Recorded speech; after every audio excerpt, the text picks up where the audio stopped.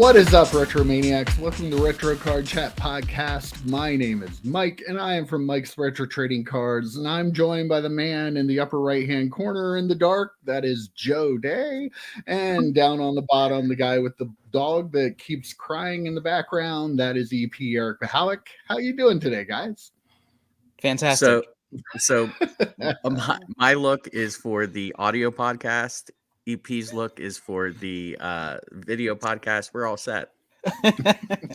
We are professionals here. Don't ever think we're not. We know exactly what we're doing. So, how's the vacation going, Joe? Well, I think I broke my foot like 3 days ago, so it hasn't been great. But and how did that happen? I plead the fifth. It involved a couple of alcoholic beverages and a very nasty curb.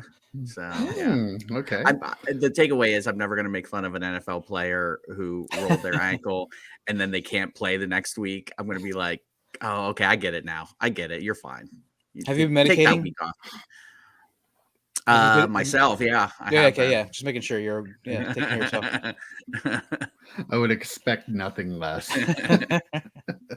How about you, EP? How you doing? Doing good. Just like Joe, we were just talking about it before we started. Getting ready for the last day of my stack sale. His last day is going to be tonight, right after we're done recording, and mine's going to be tomorrow night. So just whatever time I have. Everybody watching, you totally missed it. Where were you? I should have been here. I mean, my card's still going to be available until the end of the month. I said it's going to close the end of the month. So yes, mine is. Check out my Twitter. Well. Yes, check out my Twitter. Yes. Yeah. Yep. All stacks still open. Okay, good to hear. All right. Well, we'll get to it this week. We crap on Panini a lot, and rightfully so. But this week, we get to crap on Topps quite a bit. We talked a little bit about the release of 2022 Topps Chrome Baseball last week. At the time, we did not realize when we were discussing the price of it that it does not even include the rookie SSP cards at all. Like, their excuse was that it was a manufacturing error. Kind of funny that it made it into the hobby light boxes, but not the hobby. I don't know. Pretty bad look for Fanatics, right? Like, let's remember, we're not just talking Topps now. We're talking about the company who is going to be taking over everything. You forgot to put the most important cards in the card set. EP? I've been like watching some videos and listening to some podcasts and stuff about this, and like those cards are supposed to be like 5 per 80 cases or something like that, like some ridiculous amount, like some really, really hard to find. So there might be some out there in cases that just haven't shown up yet, and maybe Topps is trying. Like we have no idea how much they printed of it, but I mean it's. I'm guessing they probably went to the manufacturer and said, "Hey, why aren't all?" And found like a stack of cards and said, "Why aren't these inserted in these boxes?" You know what I mean? And another thing I found out was like those jumbo boxes that I was talking up last week that I really wanted to get that were originally pre-ordered for $450. Like they were selling aftermarket for like $900, like so double what they were going for. Wow. And now they're not worth quite that much. I'd like to revise my answer from last week. No, they are not worth $300 a box. Yeah, not a great look. I'm more concerned about Fanatics than Topps. I mean, I don't know if anything like this major has happened with Topps products in the last, since they were just Topps, right? So now with Fanatics taking over, it's, keep in mind they're going to be football, basketball, baseball, wrestling, right? Again, at some point. I mean, this is your company, right? Maybe the devil we know wasn't as bad as we thought. I mean, I'm not going to give Panini a pass; they're still terrible, but this is not a great look for Fanatics for sure. No, like imagine if Panini forgot to put the 1-of-1s in Prism or something like that. Like, people would be flipping out. Yeah, one of the many 1-of-1s. I think something like this might have happened with Panini with one of their National Treasures products back in when Odell Beckham Jr.'s his rookie year. Something similar to this happened. There was one of the podcasts I listened to where they talked about that, where they forgot to put in the redemptions for the two of the top players. It was Beckham and then somebody else, but they forgot to put them in like National Treasures. Oh, this is like 2014 we're talking. Yeah. So yeah, I mean, I wasn't collecting back then. I was never buying National Treasures anyway. But yeah, I could. You know, it's tough with a product like that too, because you only get 10 cards. It's like how do you not know to not put those in? That's a double negative. Cut that out, Mike. But yeah, this is probably the worst one we've seen recently, though, right? I mean, it's got to be. And I don't know how they're trying to make up for it. I've read a little bit. Like Mike said, I've been on vacation, so I haven't really been keeping up. But apparently, they're sending out additional packs or silver packs or platinum packs or something like that. Topps did admit to the problem earlier this week, and they're going to be sending out silver packs. They're going to be going to everybody who bought a hobby box on the website will get a silver pack. I guess the distributors are supposed to be getting them too, and supposed to be getting them to the people that bought product from them. The card shops are supposed to be getting them to give to the people who bought boxes from them. But I mean, they're not going to end up in everybody's hand that bought a box. So unfortunately, some people are going to miss out. How about people that buy into breaks? How's that? Yeah, well, that's where I was going to say, like, the breakers all have to figure out the best way to do this too. Like, I've seen a couple different breakers with a couple different paths that they're going to go, but like, a huge problem for all the breakers trying to figure out the fair and equitable way to do that. I think they, I saw one guy who was going to, open up packs for whatever number of boxes they had in the break, and he was going to distribute all the cards to the people who should have gotten them if they were gotten in the break. So that seems like a fair way to do it, but still, I mean, a major headache for a lot of the breakers out there. Yeah, I think they make good money. They'll be okay.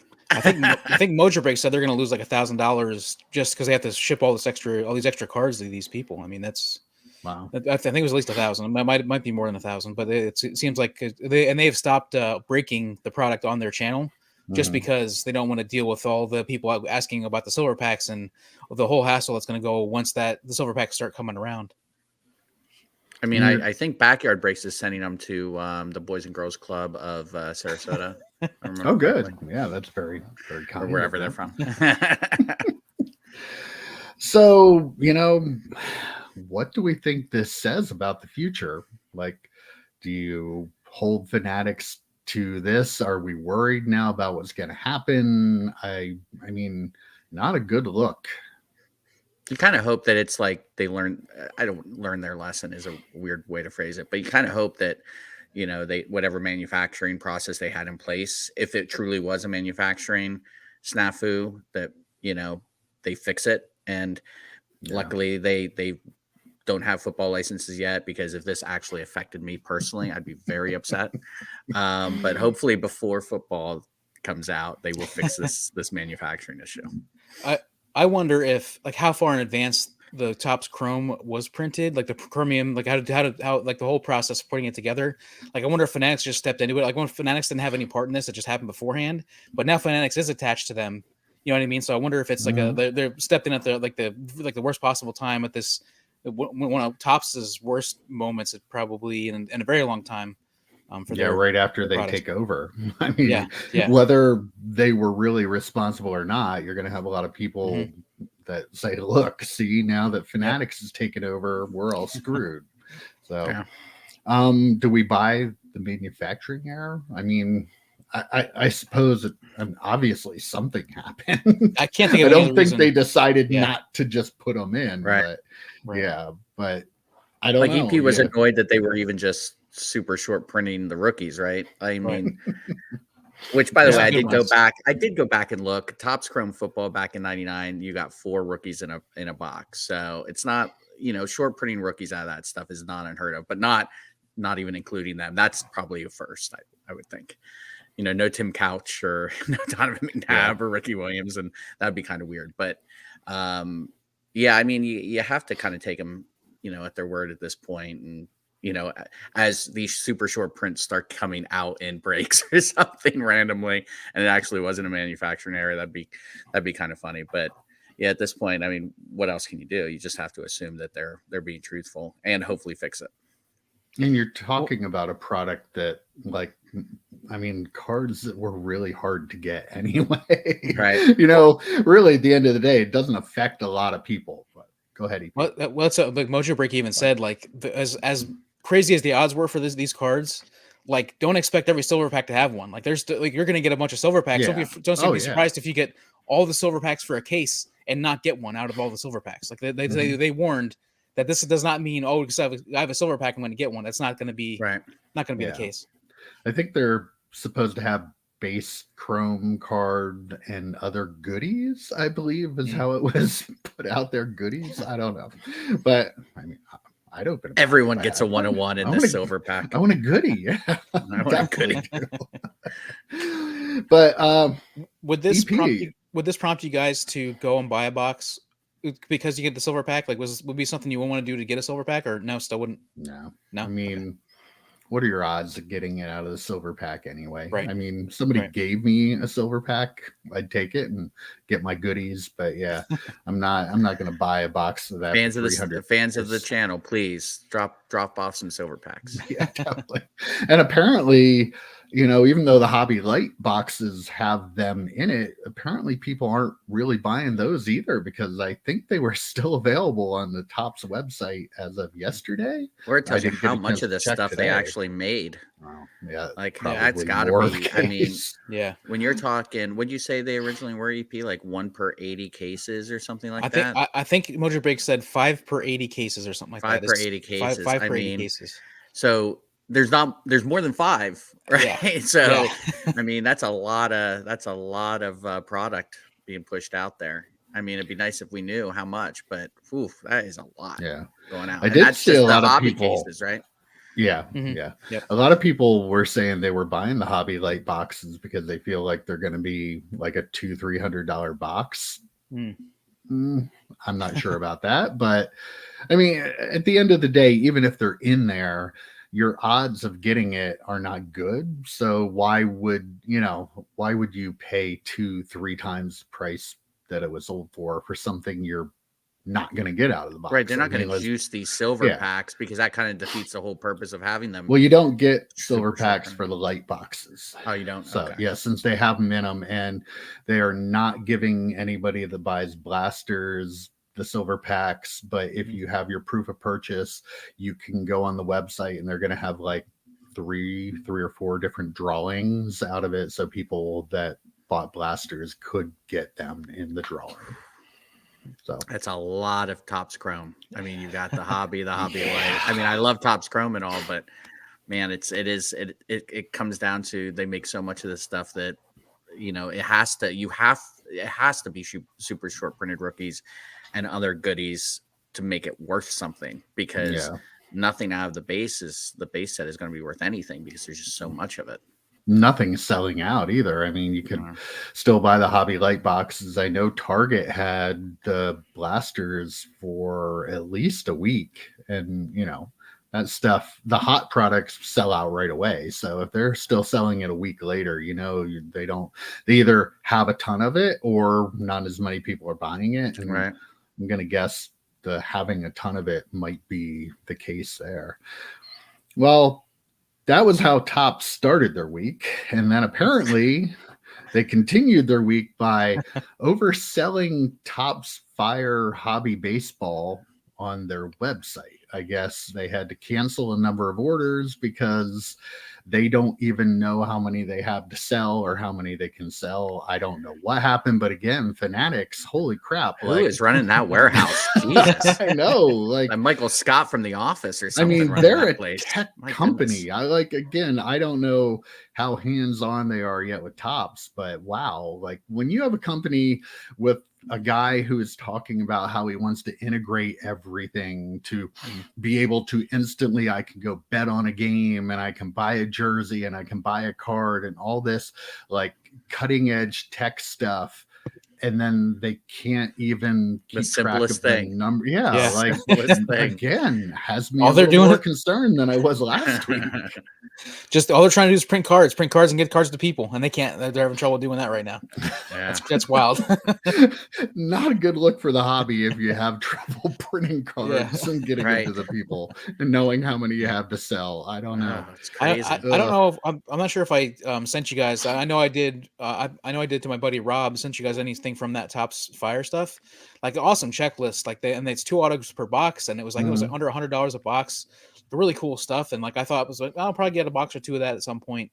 And now the price is like doubled in price and stuff. And I'm out on that. But like it's upsetting that happened to that product because it looked really cool and had some really cool stuff in it. There's like a Reggie Jackson, I believe, autograph in it. So something. And it's a product that's supposed to be cheaper for people to be able to buy, right? And your higher end product is tanking in price, and your lower end product is like appreciating in price. Yeah, something's not going right. I don't know. Dogs and cats living together. Mass hysteria. Yeah, I've never heard of the product before. I don't know if they had football back in the day, Topps Fire football or anything like that. But is it newer? It's a retail only product, and I know they had it last year. I'm not sure how long they've had it, but I know it's at least 2 years now. I think it's been a couple of years, but it's retail only product. Which is, I mean, in theory, but it's they nice have hobby that people boxes. can go and buy actual boxes, at a retail setting. But I mean, how do you not know how much of the stuff you have? Well, you can only order it on their website. Like that was the thing. That's the thing about the Fire is you can only order it on their website. So, I wondered because I saw it was sold out at Target, and I thought I remembered last year too. I thought it was like, why is Target selling hobby boxes? But that's because it's a retail only product. I just learned right now. That taught me that. How about that? Something new every day. I wonder if that's. I don't know if you filter out the other sellers on Target and just go with the Target. Okay, all right. Yeah. But yeah, it's a retail only. I think they had it on the Target from Target, but it was like red card alert. Box. Red card alert. Mike's gonna be red card credit up. Honestly, I don't like to buy from Target anymore because they take forever to ship now. Like I think the last order I got, I think it's taken like 2 to 3 weeks for them to even ship. So, Jesus. Yeah, I'm not in for that. I got a letter from Red Card. You have not used your Red Card in however long, and we're going to send you another letter in about a month if you don't use it. And then a final letter. I'm thinking, do you think they're sending Mike letters being like, Mike, you got to get this guy back into Target, man. You got to be telling him when these drops are happening. We're losing some Red Card business. Yeah. They're really mad at me for not letting you guys know. So.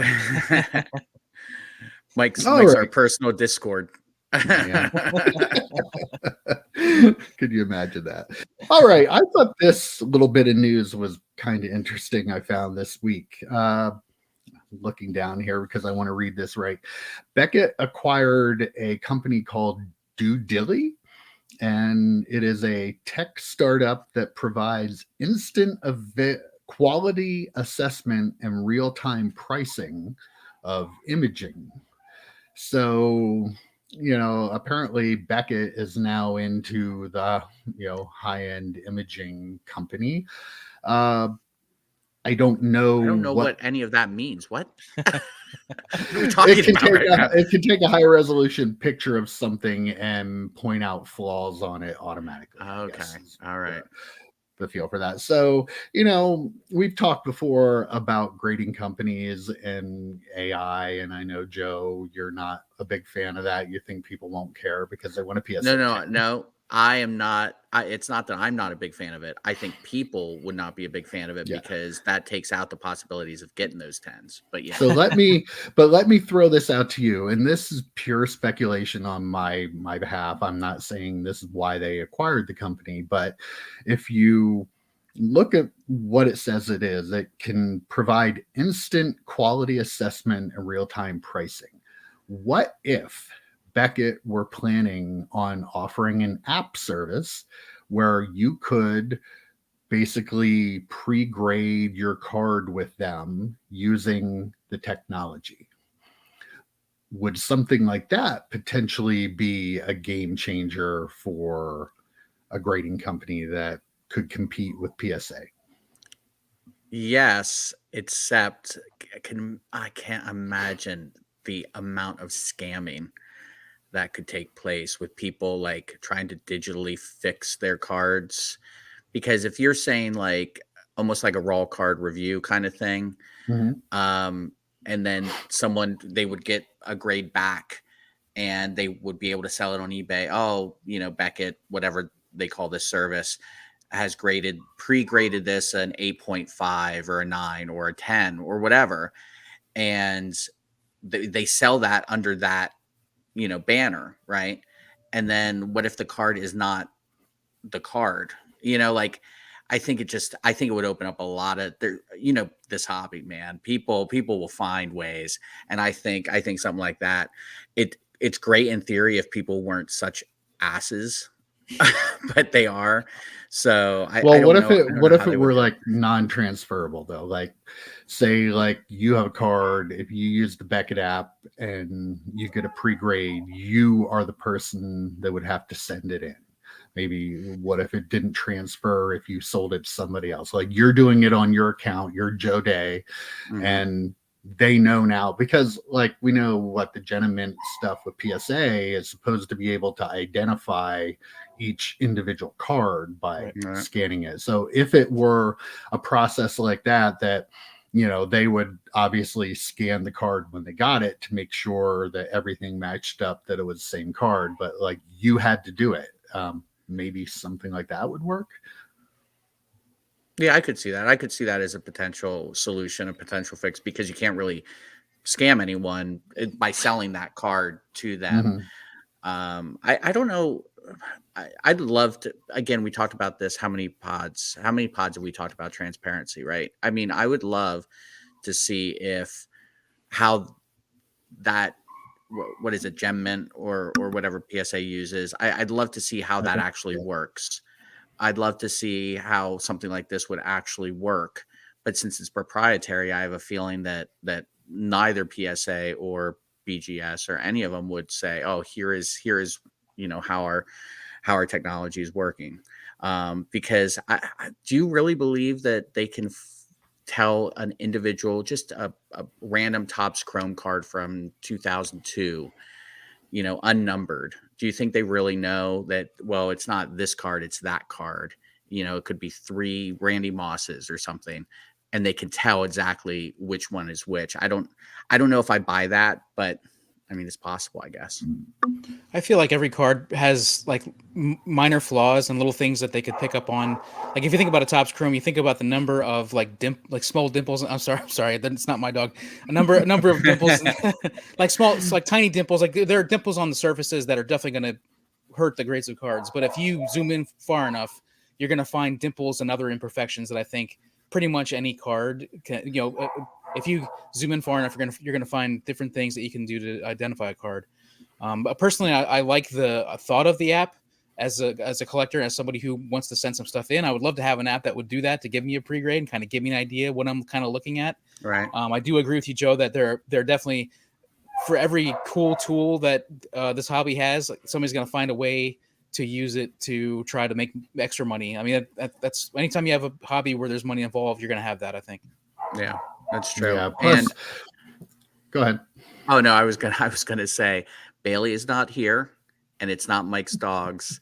EP has a neighbor, so do not try and pass this off on me or Mike. But no, yeah, I'd be curious on the cost of it too. How much pre-grade would cost, how much then would it be the same scale as like the raw card review, where you pay X amount and then once you send that in, you pay a little bit more to have it then slabbed. Be curious on how that all shakes out too. And again, I'm speculating. So, like, our technology with our phones and the photos we can take probably prohibit this type of thing from working. But maybe at some point in the future, like, I mean, I think that would be really cool to. I mean, maybe it wouldn't guarantee you the grade, but it would give you a range or something that you could pre-grade That'd be- something yeah. before you send it in. Then they could look it over a little better. Like a service no like less than a that, 7 or something like that, where they tell would you be really great. Like people, you don't miss something you may have missed otherwise, or a lot of people that might be new to grading that don't really understand how it works and stuff like that. So I think there would be demand for something like that if somebody had the technology and they could all make it work. Sorry, The thing, what were you gonna say? that's fine. That's fine. I think they are the price guide people. Like they offered a price guide that we paid for to look at our prices. So what if they just create this app that we can use to grade our cars? It doesn't necessarily need to be integrated with BGS. It's just another service they offer where they can just say, hey, use this to pre-grade your cards, whether you send it wherever you want. But if you want, you can pay an extra $5, and you can integrate it with BGS. But I wonder if they just have that offered as a tool, a smartphone tool that people can use. I think they would probably want them to end up in Beckett slabs anyways, just so they can build their own business back up. I mean, interesting to talk about. I don't know if we're to that point, but I thought it would be pretty interesting to talk about. Last point on that, for me, I do think that something like that, we are stepping towards that AI kind of grading thing. And if someone was going to do it, I think actually Beckett could, because they have a 9.5, so they don't give out 10s as frequently as PSA does, for example. So if Beckett can, I think Beckett could do it because of that grading range that they have, where people aren't expecting 10s. People rarely get 10s. I think it's going to take a major company like one of the big four to do it for it to really be legitimate. Like, I think you might see that from a small company that nobody's heard of first, but it really has to be one of the big four for it to really take. And they could be bought out then. I could see a startup wanting to do it and have the technology, and then be bought up by one of the bigger companies and use that technology as their own then. Well, speaking of scamming in the hobby, I just wanted to throw this little tidbit out there. We're a little rough on BBCE's Steve Hart. He had a little bit of a rough go of it there with the 86 Fleer basketball. But I did want to point out that this week, I guess there was a Michigan man who pled guilty to selling resealed and counterfeit cards. I think he had rented a space like in a little antique mall type of thing, and he was selling old vintage packs. He had a couple that bought $43,000 worth of stuff from him in a 6-month time period. And I guess the husband, when he was opening it, thought there was something a little bit strange about it. And I guess Steve Hart actually helped in identifying the fact that, yes, the packs were resealed and this person was frauding people. And, it was an interesting point, to just show he does have knowledge. Like he said, all of the packs were resealed the same way. So that indicated that the same person was doing it, which made it more likely that the person that was selling it was probably doing something. And the FBI got involved with it and they arrested the man and he confessed to everything. I won't say the guy's name, but going back to his time in college, he had a foreign roommate whose family over in Asia had a printing company. And at the time, he had his friend have his dad print Will Clark rookie cards, and he was selling them out of his dorm room when he was 18 years old, 40 years ago. So, the guy has a little bit of a history to being a shyster and doing this kind of stuff. I got a little bit of a kick out of the fact that the guy had somebody he lived with in the dorms, his roommate, whose father had a printing press in another country. He's like, hey, have these Will Clark cards made for me? That's awesome. I mean, it's not awesome. I'm not encouraging this, but my God, someone knows the angles. Jesus. That guy obviously has been a scammer for quite some time. It's just, Yeah. I mean, what are the odds? Your roommate in college has a was it printing just company. perfect? Like, would he have gone on the straight and narrow the rest of Right. his life if It's he like didn't have that opportunity in the it's dorm like room? the Mr. They Destiny or whatever, you know, devil one was right moment, butterfly there. effect or something. Yes. Yeah, that's crazy. Who's the silent partner right now, though? Like, who was the person that was helping him see all the packs and acquire the stuff? Probably still his There's roommate. probably somebody somewhere else that's His roommate took his dad's party. company Probably over. the same guy still. Yeah. Yeah. I guess he had like counterfeit Jordan and Gretzky rookie cards and Babe Ruth Sporting News. So yeah, he was pretty deep into it, and you know, he was trying to get out of it by saying he was trying to find another job and wanted to pay restitution. He was never going to do this kind of thing again. I'm like, this was like the third or fourth time he got caught doing something in the hobby too. So I'm gonna go with I'm not gonna believe you're not gonna do it again. I don't know. I could just be miserable today. I don't know. I am, but it could just be that. But yeah, I thought that was a fun little story. But why Will Clark rookie cards? Of all the cards at the time, yeah, I guess it was 86, probably 87, and he was So that was a fun little story. But Steve Hart, you know, showing he is good at his job sometimes, and or these are actually all authentic, and Steve Hart screwed this guy.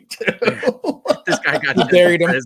Yeah, maybe that boy. Wow, that'd be a different headline altogether. Who got duped this time? Oh wow. Okay, well, I wanted to finish up today with the big discussion everybody's having everywhere. The baseball thing. If we've got Albert Pujols hitting 700, we have, you know, Aaron Judge hitting 60, 61, 62, I don't know. But everybody's talking about if they catch that ball, what are they going to do with it? I'm selling it. I'm selling it. I'm getting as much money as I can for it. I might even hold on to it for a while and make them sweat, but I am definitely selling that ball. I'm selling Albert Pujols ball. I don't care which one. I'm selling any of them. I'm getting money for it. Yeah, I'm a huge Yankees fan, and Aaron Judge is awesome, and I would love to meet him. But the bottom line is the home run ball number 62. And Pujols is number 700, 701. That's like life-changing money for a lot of people in America. Life-changing, potentially like $5-figure dollar baseball. Like you got to sell it. Like there's no way around it. There was someone on Twitter, and I'm not going to mention who, but we talk about this person quite a bit, and they were saying about the ball that moved Pujols into fourth all time. Oh, you shouldn't sell that. You should just give it to him. Are you nuts? Are you nuts? First off, how much money is Albert Pujols worth? How much money? A lot more than you and me. A lot more than you, me, EP combined. All right. Well, not EP. That's true. He was going to buy that Logo Man card. Just missed out. But yeah, like they don't need the money like you potentially need the money. You sell that ball, and you're not. It broke my brain. I did not understand how someone would be like, oh no, you just give it to him. They're really nice. He's a really nice guy. Awesome. That's awesome. I'm sure he's a nice guy, and I'm sure he can write me a check for $1 million for this ball or whatever. It's really easy to say too when you don't actually have the ball and you're not actually in that position. Right. Yeah. You know, if I'm sitting here, I know I'm not going to the games. I'm not going to get the ball. There's no problem for me to say, oh, yeah, I'd give it to him. But if I had it in my hand, you're damn right I'm selling that. Yes. It's the silliest thing I've ever heard. Like my nature would be to give I want him to have the ball. But the bottom line is, again, for most of the people in America, it's life-changing money. So I agree. Like, I mean, as much as I want him to have it, and I'm hoping that he's the person I sell it to, like it's life-changing money, so I'm not going to. I am calling up Kenny Golden, and I am getting that sucker on it. He's going to be walking down, Manhattan or wherever, Madison Square Garden, wherever he was holding that stupid card. I'll have him take it on the whole tour. the whole media tour and get some bucks for me. Yeah, for sure. I mean, if Pujols or Aaron Judge want to buy it from me directly, that's cool. Flash my number across the screen, but no, you're selling it. It's stupid to say otherwise.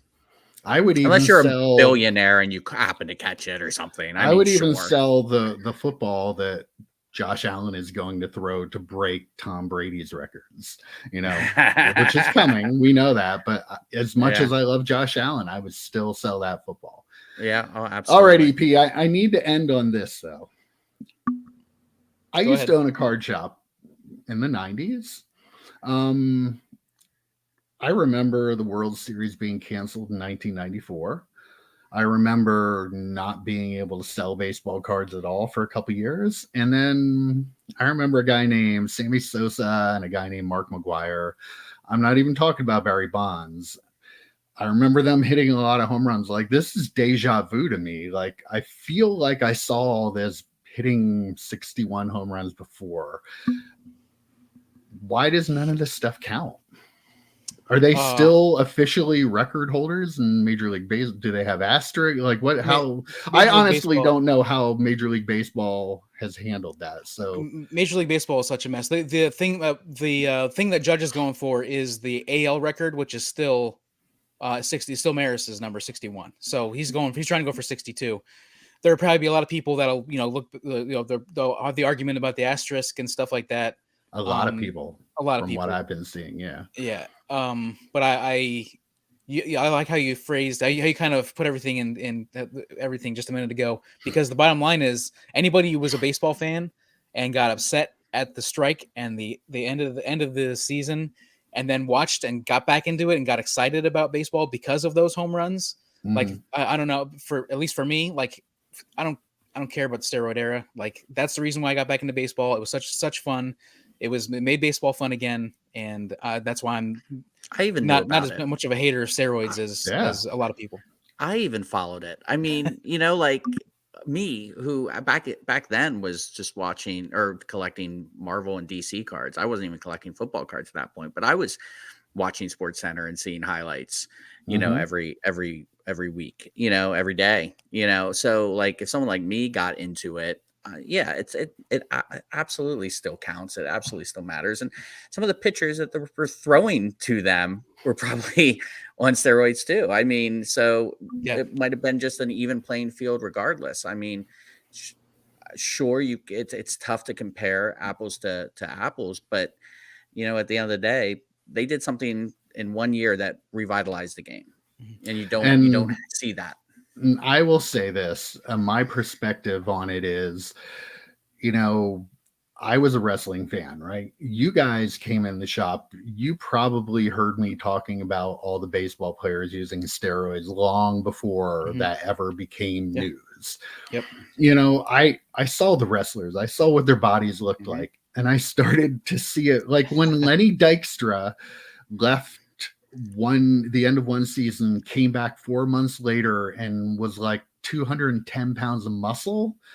It didn't take a rocket scientist to figure that out. And my point is, people need to understand, people that weren't around back then, that everybody involved in Major League Baseball knew it was going on.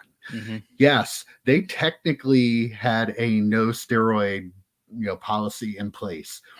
They didn't start testing for it till like 12 years later. They knew like what these guys were doing. They didn't care. Right. So maybe before you just, that guy's a cheater, like, think about it a little bit, have a little perspective, and understand that it was accepted. Yeah, it might have been a little hush-hush thing, but it was not a well-kept. Yeah, everybody knew. Everybody involved with baseball knew. They did not care. Bud Selig did not care one bit that Mark McGwire and Sammy Sosa might be taking something when they were hitting all those home runs and getting everybody involved with and excited. And you probably, baseball. As a card shop owner, you loved it too. It was crazy. Steroids, like it that. It had to in be my crazy. 14 years I was open, there was nothing that was as exciting for the collectors that came in my shop as that. And like, it was just amazing to go through. Like, it was a lot of fun to be a part of, on an auxiliary level, but just people need to understand, like, I understand things are supposed to be different today. They're not. Those guys are still doing stuff, but understand what the time period was before you just call everybody a cheater. Where do you draw the line with that? I feel like not only did they not care, like they embraced it. Bash Brothers, Absolutely. everybody loved the Bash Brothers. Canseco was like one of the poster boys for McGuire, McGuire, of course. Like, and they loved it, and it brought so much excitement, and that was the thing. And then the pitchers started using it, and they were, Roger Clemens was getting 21 strikeouts in games and stuff. And I mean, like, so I mean, it made the game more exciting. And and baseball was like, yes, please, come on, enjoy watching the home run chase. Yeah. And I'm sorry if people think it's not still going on today. You have your head in the sand. Yep. Like, doping is so far ahead of testing in everything that people are going to do it, and they're not going to get caught doing it. Like, the guys that are playing today don't look a whole lot smaller than the guys that were playing in the 90s. Yeah. Oh, but now it's all clean? Or do we really believe that? Like, and, where do you draw the line of what is cheating? Did all the players that were doing cocaine in the 80s or doing amphetamines in the 70s to be able to play? Like, that's cheating too. Like, you're going to tell me being on cocaine wasn't performance enhancing for guys? Right. Like, all those guys in like the 80s that were on amphetamines that were stealing all the bases, the Vince Colemans and Ricky Henderson. Like, that was that era. Like, they were a lot of base stealers then because everybody was hopped up on speed, They were. Oh well. Nobody cares what I think, but before we go, Mike, I do want to. I hate to do it. This pains me to do this. I gotta give PSA some props. I have to. What? I know it's. What? Why would you have to give PSA props, Joe? I don't understand. You don't. Wait. The grading company, PSA? Yeah, the grading company. The one that you hate so much. That you're not going to grade with. Like, you're never going to grade with again. Like, what? I still haven't graded with them, EP, so just back off. Okay. But so I recently purchased the Brady SPX. It was in an old PSA slab, old 2002 probably. I wanted to get reslabbed. I will throw them under the bus. Hold on. I didn't say regraded, EP. Come on. I wanted to get reslabbed. And before I praise them, I'm going to throw them under the bus and say their customer service was terrible. They never answered my question. I actually went to Nat Turner on Twitter, who we've talked about before, super responsive. He answered my question directly. I sent my Brady SPX to get reslabbed. And it was in and back in less than a week.